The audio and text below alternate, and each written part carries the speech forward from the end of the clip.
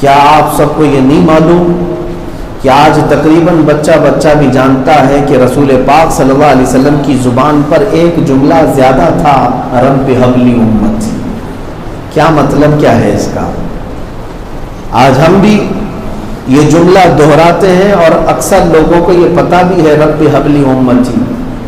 یہ میرے مصطفیٰ کریم صلی اللہ علیہ وسلم اپنے رب سے دعا کرتے تھے۔ کس بات کی؟ رب حب لی امتی کا مطلب یہ ہوتا ہے اے اللہ میری امت کے معاملات میرے حوالے کر دے،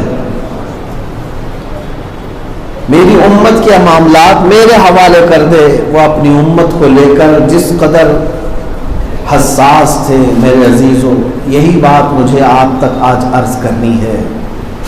امت کیوں آج اس نبی کے نام پر حساس نہیں ہے؟ ظاہر سی بات ہے جب کبھی ہمارے ساتھ کوئی احسان کرتا ہے تو اخلاقی ذمہ داری تو یہ ہے نمک کھلانے والے کی بھی احسان فراموشی ہم نہیں کرتے۔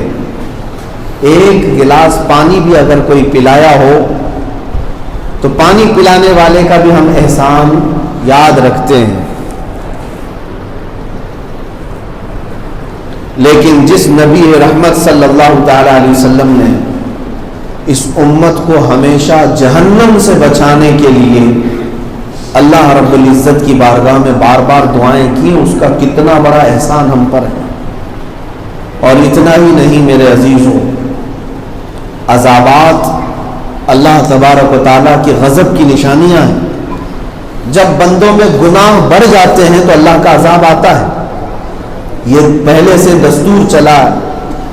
نوح علیہ السلام کی قوم نافرمان ہوئی، ان کو طوفان کے ذریعے سے ہلاک کر دیا گیا۔ پورے روئے زمین پر صرف پانی پانی تھا، ڈوب کر کے ہلاک ہوئے۔ لوط علیہ السلام کی قوم جو بہت ہی فحش گناہ میں مبتلا تھی، اللہ نے نوکیلے پتھروں کی بارش ان پر فرمائی اور ان کی زمین کو اٹھا کر پلٹ دیا گیا، اس آبادی کا نشان بھی باقی نہیں رہا۔ شعیب علیہ السلام کی قوم جو ناپ تول میں کمی کرتی تھی، اس بات پر اللہ کا عذاب آ گیا۔ ان لوگوں نے یہ کہا تھا کہ ہم پہاڑوں میں رہ کر کے پناہ لے لیں گے، لیکن جبرائیل امین علیہ السلام کو بھیجا گیا، ان کی ایک آواز کی تاب نہ لا سکی وہ امت اور مر گئی۔ حضرت صالح علیہ السلام کی قوم نافرمانی کی تو ان کو بھی اللہ کا عذاب گھیر لیا۔ موسیٰ علیہ السلام کی قوم پر 5 قسم کے عذابات آئے۔ ان کی ندی نالے، ان کی کنویں، ان کے گھر کے برتن سب خون سے بھر گئے تھے، کھانے پینے کے لیے سوائے خون کے کچھ نہیں تھا۔ کبھی جوؤں کا عذاب، کبھی ٹڈیوں کا عذاب، بہت قسم کے عذابات آئے۔ لیکن عذاب کس لیے آتے تھے؟ جب گناہ بڑھتے تھے، نافرمانیاں بڑھتی تھیں۔ اگر میں آپ سے یہ کہوں کہ ان امتوں کی جو نافرمانیاں تھی، جو گناہ تھے، آج کے زمانے میں اگر آپ سرچ کر کے دیکھ لیں تو وہ سارے گناہ آج بھی ہیں۔ لوط علیہ السلام کی قوم کا گناہ آج کر رہے لوگ، شعیب علیہ السلام کی قوم جو نافرمانی کرتی تھی وہ بھی آج موجود ہے۔ نوح علیہ السلام کی قوم نبیوں کا مذاق اڑاتی تھی، اپنے نبی کا مذاق اڑاتی تھی، وہ آج بھی موجود ہے۔ لیکن ان تمام قوموں کی نافرمانیاں، ان کے گناہ آج ہو رہے ہیں، ویسے ہی ہو رہے ہیں، لیکن عذاب ویسے نہیں آ رہے۔ نہ پتھر برستے ہیں، نہ آگ برستی ہے، نہ زمین پلٹی جاتی ہے، نہ ہوائیں چلائی جاتی ہیں، نہ ہی کسی کو بندر اور خنزیر بنایا جاتا ہے، یہ عذابات نہیں آتے۔ اس کی وجہ قرآن میں اللہ فرماتا ہے وَمَا كَانَ اللَّهُ لِيُعَذِّبَهُمْ وَأَنْتَ فِيهِمْ۔ اللہ تعالیٰ اس قوم کو، اس امت کو اب ویسے عذابات نہیں بھیجے گا، اس لیے کہ ان کے بیچ میں میرا محبوب آرام فرما ہے۔ وہ رسول ہیں جو دوسروں کی تکلیف کو دیکھنا پسند نہیں کرتے۔ امت کو اس قسم پرسی میں دیکھنا رسول پاک صلی اللہ علیہ وسلم کو گوارا نہیں۔ لیکن میرے عزیزوں، اس بات کا ایک نتیجہ یہ بھی نکلتا ہے کہ جس رسول کو ہم سے اتنی محبت ہو کہ وہ معراج کی شب میں ہم غریبوں کو یاد کرے، اپنے سجدوں میں ہمیں یاد کرے، اپنی دقت انگیز دعاؤں میں ہمیں یاد کرے، تو کیا یہ امت پر حق نہیں بنتا کہ آج اپنے رسول کے ساتھ بھی وہ اتنی حساس ہو جائے، اپنے نبی پاک کے ساتھ اتنی محبت کرے؟ لیکن مسئلہ یہ ہے کہ ہماری زندگیاں ختم ہونے کے قریب آ گئی. لوگوں سے ہم سوال کریں تو گنتی کے شاید 1-2 دن ہوں گے جس میں انہوں نے اپنے نبی کو یاد کیا ہو، ورنہ اکثر راتیں دنیاوی عشق اور دنیاوی کھیل کود میں گزر گئے. ہمارے ان نوجوانوں کو ہم دیکھتے ہیں جن کی راتیں پوری انٹرنیٹ پر گزر جاتی ہیں، گیم کھیلنے میں چلی جاتی ہیں. بہت سارے لوگ صرف اور صرف بغیر کسی مقصد کے ویڈیو میں اپنا وقت برباد کرتے ہیں. فلمیں دیکھ رہے ہوں، سیریل دیکھ رہے ہوں، فلاں چیزیں دیکھ رہے ہوں، لیکن یہ سارے اوقات میں کبھی تمہارے پاس ایسا بھی وقت آیا کہ میں اپنے نبی کو ٹھنڈے دل سے یاد کروں؟ حضور پاک صلی اللہ تعالیٰ علیہ وسلم کے دربار میں کثرت سے درود پڑھوں. میں سب کی بات نہیں کرتا، لیکن اکثر کا حال یہ ہو گیا، تمہیں اندازہ بھی نہیں میرے عزیزوں. آج اگر تم یاد کرتے ہو تو اس کا مطلب یہ نہیں ہے کہ وہ مدینے والے سنتے نہیں، دیکھتے نہیں. ایک درود بھی پڑھتے ہو تو وہ سنتے ہیں. ایک بار تم سلام پیش کرتے ہو تو انہیں پیش کیا جاتا ہے. حضور کی بارگاہ میں وہ سلام اور وہ درود تمہارا پہنچایا جاتا ہے. آپ کو پتا ہوگا ایک شخص نہایت ہی مفلس تھا، قرضوں کے بوجھ تلے دبا ہوا تھا، پریشان حال تھا. کئی لوگوں سے قرضے لیا تھا، واپس ادا نہیں کر پاتا تھا. جو جتنے قرض خواہ تھے ان لوگوں نے قاضی کے پاس مقدمہ کر دیا اس شخص کا کہ ہمارے قرضے لیتا ہے، واپس نہیں کرتا. قاضی نے بلایا، اس سے کہا 3 دن کا ٹائم دیتا ہوں، سب کا قرضہ ادا کر ورنہ تجھے جیل میں ڈال دیا جائے. تو وہ غریب تھا، مال پیسہ کچھ تھا نہیں، باہر نکلا روتے ہوئے. ایک بزرگ سے ملاقات ہوئی، ان سے اپنا حال بیان کیا تو انہوں نے کہا اتنا رونے کی کیا بات ہے، جا گھر میں بیٹھ اور جو کچھ تجھ پر گزرا ہے اپنے نبی کو بتا. حضور پاک صلی اللہ علیہ وسلم کو یاد کر، کثرت سے درود پڑھ. اب اس کے علاوہ چارہ بھی کیا ہے؟ گیا رات کے وقت اپنی غم اور اپنے سارے درد یاد آ گئے، کہاں کہاں ٹھوکریں کھایا، بیوی بچوں کو ایک لقمہ کھلانا آج مصیبت بن گیا. روتے روتے وہ درود پڑھتے ہوئے سو گیا. خواب میں اسی رات رسول پاک تشریف لاتے ہیں.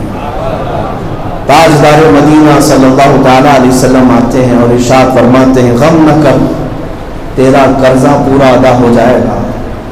اس نے خواب میں پوچھا کہ کیسے ادا ہوگا؟ کہا کل شہر میں جانا، بادشاہ کا ایک وزیر ہے یا بادشاہ ہے، اس کے پاس جا کر یہ بات سنا دینا کہ تجھے ضرورت ہے، وہ تجھے دے دے گا، جتنے مال کی ضرورت ہے وہ دے دے گا. اس نے کہا بادشاہ کا دربار بڑا ہے، مجھ جیسا غریب آدمی اور کہوں گا تو مجھے کیا دے پائے گا؟ حضور پاک صلی اللہ علیہ وسلم نے فرمایا وہ عام انسان نہیں ہے. اگر وہ تجھ سے پوچھے کہ تجھے رسول نے بھیجا ہے، کیا ہے تیرے پاس ثبوت، تو اس سے اتنا کہہ دینا کہ روزانہ رات کو تو 1000 بار حضور پر درود پڑھتا ہے، چھپ کر کے کسی کو بتائے بغیر، اور کل کی رات پڑھنا تو بھول گیا تھا اور سو گیا تھا. حضور پاک صلی اللہ علیہ وسلم نے اس غریب و مفلس آدمی کو خواب میں بتایا کہ وہ اس بادشاہ یا اس وزیر کا حال یہ صبح اٹھا، شہر گیا اور اس بڑے دربار میں جا کر کے اس نے کہا وقت کے بادشاہ سلطان یا اس کے وزیر، کہا کہ میں رسول پاک صلی اللہ علیہ وسلم کی طرف سے آیا، حضور نے مجھے تمہارے پاس بھیجا ہے. اس نے کہا میاں کتنی بڑی بڑی باتیں کر رہے ہو، مال کی ضرورت ہے تو لے لینا، یہ کیوں کہتے ہو کہ رسول اللہ نے بھیجا ہے؟ تو اس غریب آدمی نے کہا ہاں مجھے حضور نے یہ بھی بتا کر بھیجا ہے کہ روزانہ تم سب سے چھپ کر کے 1000 بار درود پڑھتے ہو، اور کل کی رات نیند کا غلبہ آ گیا اور تم نہیں پڑھ سکے، سو گئے تھے. اتنا سنتے ہی وہ اپنی کرسی سے اچھل کر نیچے آ گیا، اور اس کے بعد پھر کہا کیا میرے بارے میں حضور نے فرمایا؟ اپنے سارے خزانے کھول دیا، جتنے تجھے مال کی ضرورت ہے سب لے جا۔ میں یہ واقعہ کئی مرتبہ عرض کر چکا، لیکن یہاں بات اس لیے عرض کر رہا ہوں، وہ وقت کا سلطان تھا، بادشاہ تھا یا وزیر تھا، وہ رقص کرنے لگا، وجد کرنے لگا اور کہا برسوں سے میں درود پڑھ رہا تھا، لیکن ایک غریب کے درد کی وجہ سے میرے مصطفیٰ نے بتایا میں تیرا درود سن رہا ہوں۔ عزیزان گرامی وقار، حضور اکرم صلی اللہ تعالی علیہ وسلم کی کیفیت قرآن نے یہی بیان کی، وہ کسی مصیبت زدہ کو، تکلیف زدہ کو دیکھنا گوارا نہیں کرتے۔ اسی لیے تو رسول پاک صلی اللہ تعالی علیہ وسلم منبر پر خطبہ دے رہے تھے، صحابہ کہتے ہیں اچانک مسجد میں بچے کے رونے جیسی آوازیں آنے لگی، لیکن کوئی بچہ تو تھا نہیں۔ حضور منبر سے اتر کر کے آئے، جو لکڑی آپ لے کر کے کھڑے ہوتے تھے عصا خطبہ دینے کے لیے، وہ عصا حضور پاک صلی اللہ علیہ وسلم نے اس دن چھوڑ دیا تھا مسجد کے باہر۔ منبر سے اتر کر کے اس لکڑی کے پاس گئے، اس لکڑی کو اٹھایا تو آواز بند ہو گئی، آواز بند ہو گئی۔ پھر حضور پاک صلی اللہ علیہ وسلم اس کو اپنے کانوں سے لگائے، سینے سے لگائے، پھر آئے خطبہ دیا۔ صحابہ نے پوچھا حضور یہ کیا تھا؟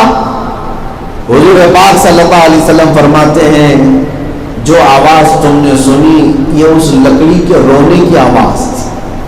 کیوں رو رہی تھی؟ فرماتے ہیں کہ میرے جدائی کے غم میں رو رہی تھی، اب تک میں اس کو ہاتھ میں لیا کرتا تھا، آج میں منبر پر بغیر اس لکڑی کے کھڑا ہوا تو وہ میری جدائی کے غم میں رونے لگی، لیکن اس کا رونا مجھ کو دیکھا نہ گیا، میں خطبہ چھوڑ کر کے آ گیا۔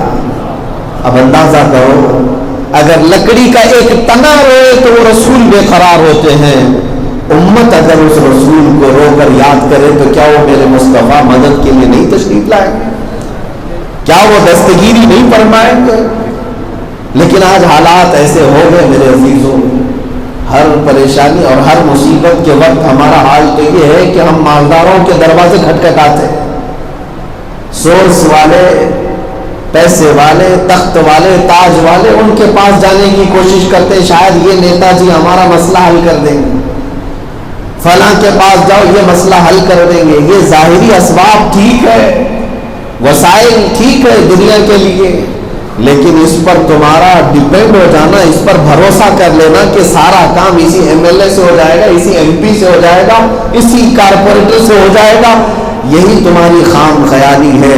تمہیں اندازہ نہیں ہے میرے عزیزو، تم اس رسول کی امت ہو جو رسول تمہارے لیے سفارش کرے تو مولا بھی ان کی بات کو رد نہیں فرماتا۔ حضور پاک صلی اللہ تعالی علیہ وسلم کے دربار میں سفارش کرنی چاہیے۔ آج وقت کے تقاضے یہی ہیں، میں نوجوانوں سے یہی کہنا چاہوں گا، اس رسول کا تم پر بے پناہ احسان ہے، اس احسان کا بدلہ تم اپنی زندگی کو ضائع کر کے مت دو، اپنی زندگی میں رسول پاک صلی اللہ علیہ وسلم کی یادیں بساؤ۔ آج سے کئی سال قبل ہی میں نے یہ کہا تھا، یہ محبت کیسے منتقل ہوتی ہے اپنے نبی کی؟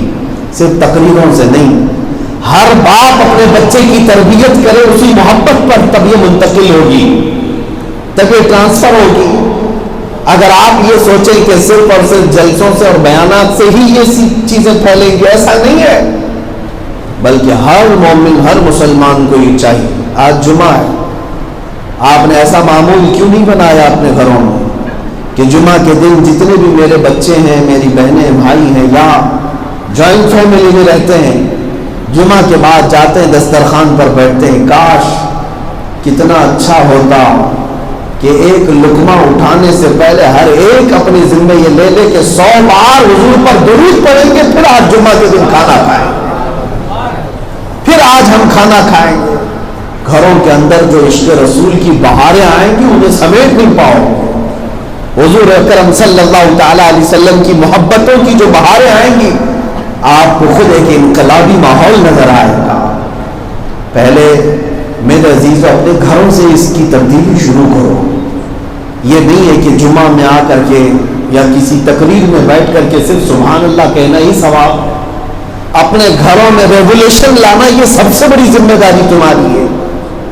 اس لیے کہ میں دیکھ رہا ہوں کل آنے والا جو ماحول ہے وہ بہت ہی چیلنجز سے بھرا ہوا ہے۔ یہ ہمارے چھوٹے بچوں کو میں دیکھتا ہوں جو 2 سال کے بچے 4G اور 5G چلانے کے قابل ہو چکے، آج ان کے ہاتھوں میں اینڈرائڈ موبائل کھلونے کی طرح ہو چکا ہے، 2 سال 3 سال کے بچوں کے ہاتھ میں۔ ان کی جوانی جب آئے گی تو یہ کس انداز میں بڑھے گی یہ اندازہ کرنا بھی مشکل ہو گیا ہے۔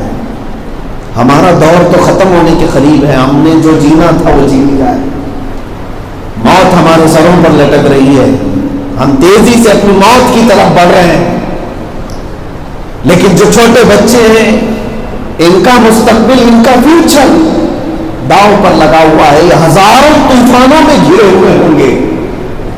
میری یہ بات ہو سکتا ہے آج سے کچھ سال بعد اگر سنیں گے بچے تو انہیں یاد آئے گی، ان کے زمانے گڈی اور گڈے سے کھیلنے والے نہیں ہوں گے، یہ تو بم اور بارود کی باتیں کر رہے ہوں گے۔ یہ زمانہ ان کا جو آنے والا ہے بڑے چیلنجز سے بھرا ہوا ہے۔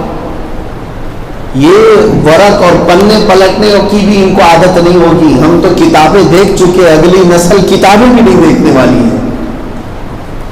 ابھی میں عرب شریف سے واپس لوٹا، کئی ہمارے پرانے ساتھی ہیں، ان میں سے ہمارے ایک ساتھی وہ کہہ رہے ہیں ہمارا تقریباً 300 سالہ پرانا بزنس، تجارت کس چیز کا، کتابوں کے پرنٹ کا، وہ اب بند ہونے جا رہا ہے۔ 300 سال سے کتابیں وہ چھاپتے تھے، پرنٹنگ پریس بھی تھا ان کا، ہزاروں کی تعداد میں کتابیں چھاپے بھی اور تقسیم بھی ہوئی، بک بھی گئی، لیکن یہ تجارت بند، یہ ختم ہو رہی ہے۔ اس کی وجہ انہوں نے یہی بتایا کہ اب کوئی کتاب نہیں لیتا، اب ہر چیز موبائل اور انٹرنیٹ کے ذریعے سے دیکھی جائے گی۔ یہ تو میں ایک سمپل اگزامپل آپ کو دے رہا ہوں، بہت ساری چیزیں ایسی ہیں جو ان کی زندگی کو زیر و زبر کرنے والی ہیں، بہت تیزی سے دنیا بدلنے والی ہے۔ آپ خود محسوس کرتے ہوں گے 10 سال پہلے جو چیزیں تھیں وہ آج غائب ہو چکی ہیں، آپ کو پتہ بھی نہیں ہے۔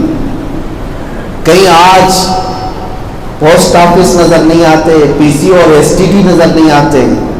10 سال پہلے ہم دیکھے ہوئے ہیں، 10 سال کے اندر جب یہ اتنی تبدیلی ہے تو اب آنے والے اور جو 10 سال ہوں گے وہ اور کمال کی تبدیلی لائیں گے، اور ان میں سب سے بڑا چیلنج ہمارے بچوں کے لیے ہوگا۔ اب میں یہ سب باتیں کیوں کہہ رہا ہوں، آپ کو توجہ دیں، سنیں۔ یہ جو آنے والا ماحول ہے، ایک طرف ٹیکنالوجی کا زمانہ، اور ٹیکنالوجی اتنی بڑھ چکی ہوتی، ہر خواہش ان کے ہاتھ میں موجود ہے، گناہ کرنا چاہیں سب ان کے ہاتھ میں موجود ہے، سب کچھ بیٹھے ہوئے جگہ پر انہیں سب مل جائے گا۔ دنیا ان کو آرام پسند بھی بنائے گی، کام چور بھی بنائے گی، اور عیاش بھی بنائے گی۔ گھر کے بیڈ پر بیٹھ کر کے تم سارے گناہ کر سکتے ہو، یہ سارے انتظامات کر کے دنیا دے دے گی۔ یہ جو اگلا زمانہ آنے والا ہے، ان کو ماں اور باپ کا فرق بھی معلوم نہیں رہے گا، اگر ان کو چھوڑ دیا جائے کچھ نہیں پتہ رہے گا، بھائیوں اور بہنوں کی قدر بھی نہیں معلوم ہوگی۔ میرے عزیزوں، اس زمانے کے لیے تیاری کیا ہونی چاہیے؟ ایک طرف ٹیکنالوجی کا حملہ، دوسری طرف کفار و مشرکین جو اسلام دشمن ہیں، یہ مسلسل اس بات کی کوشش میں ہے کہ مسلمانوں کے سینوں سے اسلام ختم ہو جائے۔ یہ بڑے بڑے طوفان انتظار کر رہے ہیں ہمارے بچوں کو نگل جانے کے لیے۔ اسکولوں کے سیلیبس بدل دیے گئے، ان کو ان کی تاریخ یاد نہ رہے، ایجوکیشن پورا بدل دیا گیا کہ ان بچوں کو ان کے پرکھوں کی تاریخ یاد نہ رہے، سب تبدیل ہو گیا۔ اور آگے ان بچوں کے لیے آپ کی تیاری کیا ہو؟ میرے عزیزوں، سمپل سی بات یہی ہے، آج تمہاری ذمہ داری ڈبل ہو جاتی ہے۔ ایک بات تو طے ہے، ان کے ہاتھوں سے آپ نہ موبائل لے پاؤ گے، نہ انٹرنیٹ بند کر پاؤ گے، نہ ان کو ٹیکنالوجی کے دور سے پیچھے لا پاؤ گے۔ جینا تو اسی دور میں ہے ہی نہیں، انہی سامانوں کے ساتھ ہی جینا ہے۔ لیکن علاج میں آپ کو بتا رہا ہوں، علاج یہ نہیں ہے کہ بچوں کے ہاتھوں سے یہ سب چیزیں ختم کر دو۔ آج تم ہو ختم کر سکتے ہو، جہاں تمہاری آنکھ بند ہوئی وہ بچہ پھر سے استعمال کرے گا۔ اس کا حل اور علاج ایک ہی ہے، اس کو جس میدان میں بھی رہنا ہے بچے کو اتنا عشق رسول پلاؤ کہ یہ جس وادی میں بھی جائے اپنے نبی کا وفادار بن کر کے۔ اس کا علاج ایک ہی ہے۔ ہمارے بزرگوں نے بہت پہلے سے اسی طریقے کو اپنایا، میں نے آج خود محسوس کیا میرے عزیزوں۔ ہوتا ہے نا جب کوئی چیز سامنے ہوتی ہے تو قدر نہیں ہوتی ہے، یہ مشہور ہے نا۔ مثال کے طور پر ایک چیز آپ کے سامنے ہے، روز دیکھتے ہیں تو قدر کم ہو جاتی ہے، ارے یہ تو سامنے ہی ہے نا ہمارے۔ لیکن ہم نے حرم کعبہ میں اور مدینۃ الرسول میں دیکھا، بعض لوگ سال 2 سال مکہ میں رہنے کے بعد، میں سب کی بات نہیں کرتا، کچھ لوگوں کی کیفیت ایسی ہو جاتی ہے، کعبہ ارے روز دیکھتے ہیں نا، اہمیت اور قدر کم کر لیتا ہے اگر کوئی تو بدبخت آدمی۔ حضور کے گنبد کو دیکھنا ہر مومن اپنی سعادت سمجھتا ہے، لیکن جس کو مدینے میں رہنے کی سعادت مل گئی، پھر یہاں پر بھی میں کہتا ہوں سب کی بات نہیں، کچھ ایسے لوگ ہوں گے جو روز دیکھنے کی وجہ سے اپنے آپ میں اس کی قدر کم کر لیتے ہوں گے، لیکن وہ بدبخت ہوں گے، وہ بدبخت ہوں گے۔ میں اپنا تجربہ بتا رہا ہوں، مدینہ طیبہ میں ایک گھر کی ایک محفل میں حاضری ہوئی، جن کا خاندان پچھلے کئی 100 سالوں سے وہاں آباد ہے مدینہ طیبہ میں، اور ہر ہفتے وہاں پر حضور پاک صلی اللہ علیہ وسلم کی مولود کی محفل ہوتی ہے، سارے وہاں پر علماء بھی آتے ہیں۔ جب محفل شروع ہوئی ہم خود بھی تھے، تو جو شیخ ہیں مدینے کے رہنے والے، جن کی کئی پشتوں سے وہ وہیں پر آباد ہیں، میں نے حاجیوں کو بھی دیکھا ہے 8-10 دن اگر مل جاتے ہیں تو وہ ایسے وہاں پر ہو جاتے ہیں۔ کچھ لوگوں کی باتیں کہ ادب نہیں رہ جاتا، لیکن جو وہیں پر موجود ہیں، وہیں پر موجود ہیں، سالوں سال سے مولود کی محفل میں بیٹھے ہیں، گھر کے اندر کی بات کر رہا ہوں، حال میں۔ تھوڑی دیر کے بعد ہم نے دیکھا چھوٹے چھوٹے سے بچے آئے، گھر کے بچے، چھوٹے چھوٹے سے بچے آئے اور ہمارے سامنے کھجوریں اور قہوہ پیش کرنے لگے اور ہمارے ہاتھ چومنے لگے۔ ہم تو مہمان ہیں اور ہمارے سے بڑے بڑے لوگ وہاں پر موجود ہیں۔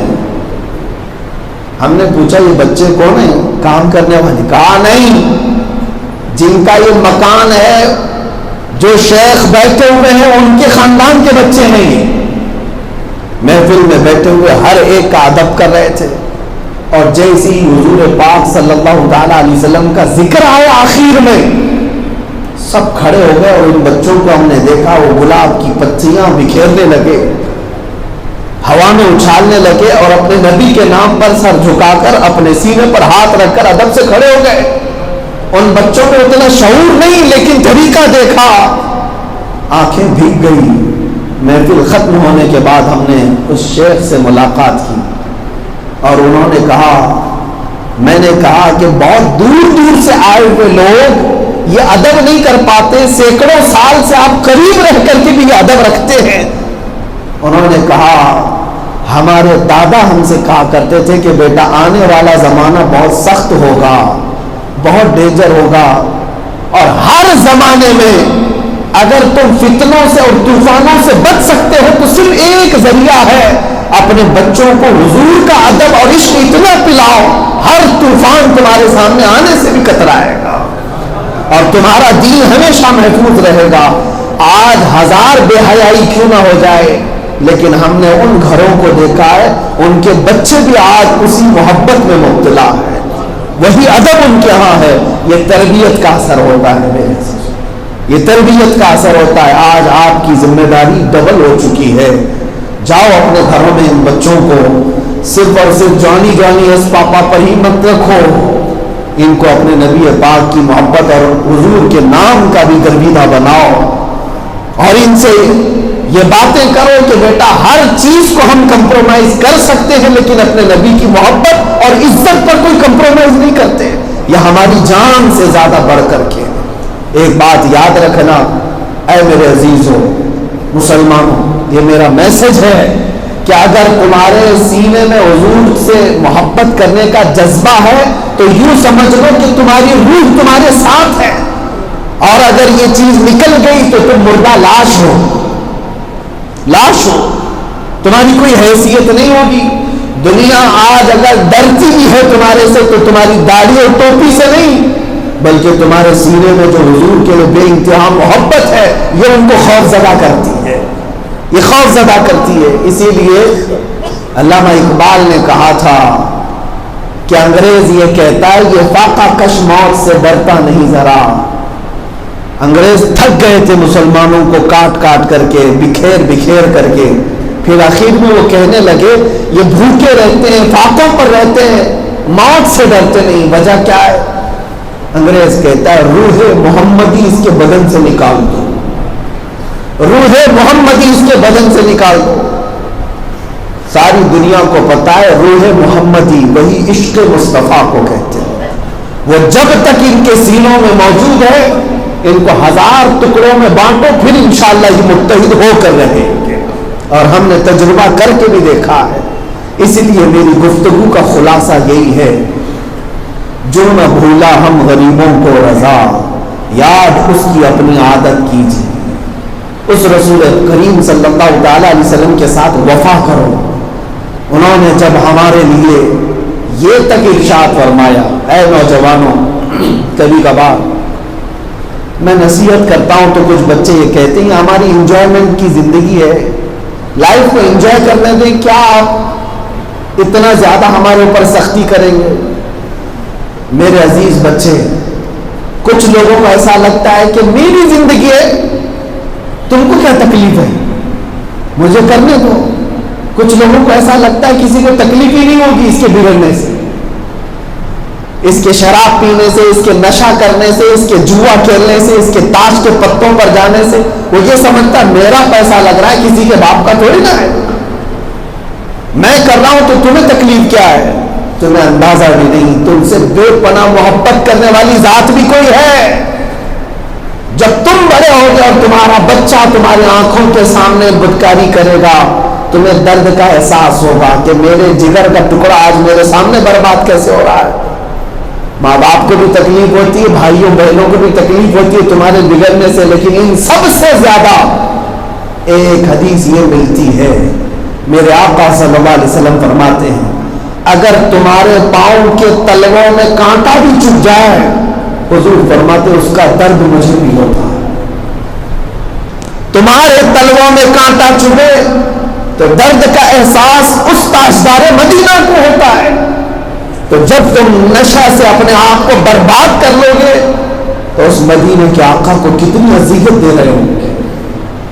ماں باپ تو روتے ہی ہے، گھر بار تو ٹوٹتا ہی ہے، لیکن اس مدینے کے آقا پر کیا گزرتی ہوگی۔ اسی لیے تم نبی پاک صلی اللہ علیہ وسلم کو اپنے اعمال سے اذیت دینا چھوڑ دو، بلکہ حدیث پاک میں یہ بھی ہے ہر جمعرات کو تمہارے اعمال حضور کے پاس پیش کیے جاتے ہیں، فرشتے لے جاتے ہیں، میرا بھی تمہارا بھی نام کے ساتھ بتاتے ہیں آپ کی امت کا فلاں بن فلاں ہفتے بھر یہ کام کرتا رہا۔ جب فرشتے اپنے رسول کے پاس ہمارے اعمال سنا رہے ہوتے تو نبی پاک صلی اللہ تعالی علیہ وسلم پر کیا گزرے گی، اس کا کچھ تو خیال کیا جائے۔ اے نوجوانوں، عیش بہت ہو چکا، موت تمہارے قریب ہے۔ ہم نے جوانوں کے بھی جنازے جاتے دیکھے، اللہ کا غضب ہوتا ہے تو توبہ کی توفیق بھی نہیں ملتی، ایسے حادثے آتے ہیں کہ زبان بند ہو جاتی ہے، کلمہ پڑھنے کی بھی توفیق نہیں ملتی۔ اس لیے آج وقت ہے تمہارے پاس، اپنے جسم کو دیکھو صحیح سلامت ہو، اللہ نے تمہارے ہاتھ بھی صحیح رکھے، پیر بھی صحیح رکھے، جسم بھی صحیح رکھا ہے، آنکھوں سے دیکھ رہے ہو، کانوں سے سن رہے ہو، زبان بول رہی ہے، سب کچھ تو تمہارے پاس اللہ نے اچھا دیا ہے۔ اس وقت کے آنے سے پہلے جب تم سب چیزوں سے معذور ہو جاؤ گے، ہو سکتا ہے کوئی ایسا وقت آ جائے کہ تم 1000 بار کوشش کرو گے کہ ایک سجدہ کر لوں لیکن سر نہیں اٹھا پاؤ گے، سر نہیں اٹھا پاؤ گے۔ میں نے ایسے لوگوں کو دیکھا بھی ہے بستر پر۔ اس لیے آج جوانی اللہ نے عطا کی ہے تو اس کو غنیمت جانو اور اس وقت کی تیاری کرو۔ دنیا دار العمل ہے، سب کو پتا ہے، ہمیشہ یہاں رہ نہیں پائیں گے، کروڑوں کما کر کے بھی کوئی اپنی زندگی کو یہاں بچا نہیں پائے گا، سب کو پتا ہے۔ آپ کو پتا ہے آج سے 4-6 سال پہلے کی بات، دنیا کا ایک بہت بڑی کمپنی کا مالک، اس کے متعلق میں پڑھ رہا تھا، کوریا کا رہنے والا، وہ ایسا شخص تھا جو حکومتوں کو بھی بدل دیتا تھا اگر اس کے مزاج کے مطابق نہ ہو، اتنا پیسہ والا۔ لیکن اچانک یہ 2014 یا 15 کی بات ہے، کوما میں چلا گیا، کوئی بیماری ایسی آئی، اس کا بیٹا زندہ تھا، ڈیلی ایڈورٹائز پوری دنیا کے ڈاکٹروں کو پر گھنٹہ 100 کروڑ روپے دیں گے میرے باپ کو ایک لقمہ کھانے کے قابل کوئی ڈاکٹر بنا دے۔ 1 گھنٹے میں 100 کروڑ دینے کو تیار تھا۔ دنیا کے ہزاروں ڈاکٹروں نے علاج کر کے اپنے اپنے تجربے پیش کیے، لیکن وہ 4 سال تک بستر پر ایسا پڑا رہا کہ روٹی کا ایک لقمہ چبانے کے قابل نہیں ہو سکا۔ پیٹ کو پھاڑ کر کے وہیں سے لکوڈ دیتے گئے۔ 4 سال میں کئی 100 کروڑ اس مردہ لاش پر خرچہ کرنے کے بعد ڈاکٹروں نے ہاتھ اٹھا دیا کہ اب ہم اس کی اب سانسیں بھی روک نہیں سکیں گے، ختم ہو چکی۔ جس کے پاس بے پناہ دولت ہے وہ خرچ کر سکتا تھا، لیکن ایک سانس نہیں خرید سکتا کوئی یہاں پر۔ اور اگر رب تبارک و تعالیٰ چاہے تو تمہاری زبان بند ہو جائے تو ساری دنیا مل کر کے روٹی کا ایک ٹکڑا تمہارے حلق میں نہیں ڈال سکے گی۔ ہم بے بس ہیں، مجبور ہیں، اسی لیے عیاشی تمہیں زیب نہیں دیتی۔ تم دنیا داروں کو دیکھ کر کے یہ مت سمجھ لینا کہ وہ لوگ تو عیش کرتے ہیں، ننگے ناچتے ہیں، شراب پیتے ہیں۔ میرے عزیزوں، وہ جہنمی تمہارے آئیڈیل نہیں۔ تمہیں اگر دیکھنا ہے تو مصطفیٰ کے صحابہ کو دیکھو، نبی پاک صلی اللہ علیہ وسلم کے غلاموں کو دیکھو۔ اصل ہماری زندگی شروع ہوگی تو ہماری موت کے بعد انشاءاللہ العزیز۔ جو یہاں بچ گیا اس کی زندگی جنت میں میرے مصطفیٰ کے پڑوسی ہونے کے اعتبار سے شروع ہوگی۔ وہ عیش کی زندگی ہے، لا خوف علیہم ولا هم یحزنون۔ وہاں نہ کسی کو کوئی خوف، نہ کسی کو کوئی رنج غم، وہ اصل زندگی ہے۔ اس زندگی کو یہ دنیا کی فانی زندگی کی وجہ سے قربان مت کرو۔ اللہ کریم ہم سب کو کہنے سننے سے زیادہ عمل کی توفیق عطا فرمائے۔ میرے عزیزوں، پھر سے میں اس بات کو دہراتا ہوں کہ محمد سے وفا تو نے تو ہم تیرے ہیں، یہ اللہ کا وعدہ ہے۔ قرآن کی آیت کی ترجمانی کر رہا ہوں کہ محمد سے وفا تو نے تو ہم تیرے ہیں، یہ جہاں چیز ہے کیا لوح و قلم تیرے ہیں۔ اللہ ہم سب کے سینوں کو عشق مصطفیٰ کے لیے کشادہ فرمائے۔ آپ سب کو اللہ تعالیٰ اتحاد و اتفاق اور محبت مصطفیٰ کے چھاؤں میں زندگی عطا فرمائے۔ جب تک زندہ رہے حضور کا وفادار بنا کر رکھے، اور جب ہماری آخری سانس آئے تو مولا حضور کے غلاموں میں ہمارا شمار فرمائے۔ وآخر دعوانا